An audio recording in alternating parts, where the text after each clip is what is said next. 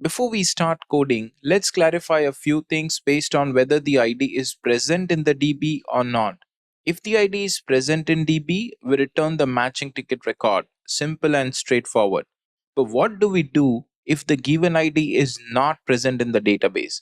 In such cases, we need to throw an exception. For that, we'll create our own custom exception class and then we'll handle it globally. So let's begin by creating this exception. Inside the exception package, I'll create a class called resource not found exception and extend it with inbuilt runtime exception class to make it unchecked.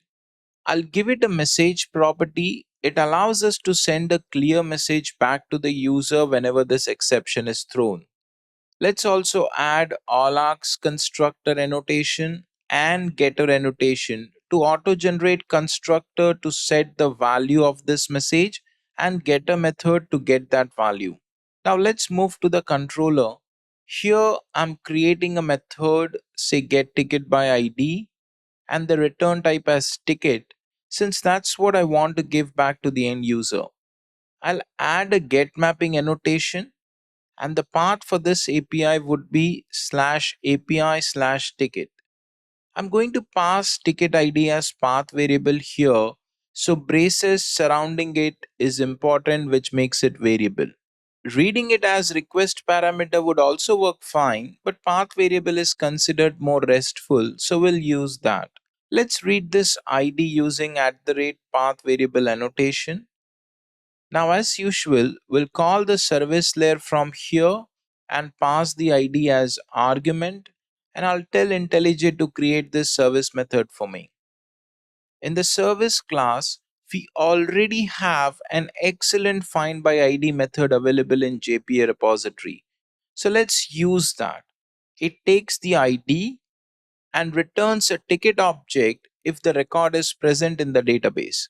Otherwise, it returns an empty optional, which is a wrapper class in Java that provides methods like or else throw, which allows us to throw an exception if the value is not present.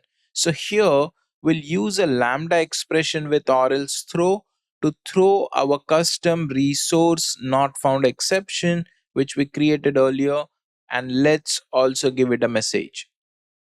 Let's test what happens if we don't handle this exception yet. Open Postman, type the URL path with a valid ID, select the method as get, and click send, and we can see the matching ticket record. Now, if I pass an invalid ID here, we get an unhandled exception trace, which is not at all user friendly. So let's fix that. Back to the IDE, let's go to global exception handler. I'll create a method and I'll call it handle resource not found, as that's the name of my exception, and annotate it with @exception handler and pass our exception class here. To access the thrown exception, we'll take it as a method parameter so that we can use it inside our method body. Now, inside the method, we'll use response entity to send back an appropriate status code and message. So let's return a not found 404 and pass the exceptions message as the response body. Let's also change the return type of the method to response entity. Now let's test again. Back in Postman, I'll hit send once more with an invalid ID, and this time we get a proper 404 status code along with clean message that we defined in our service class earlier. And that's it. We now have a production grade GET API that handles both valid and invalid scenarios cleanly.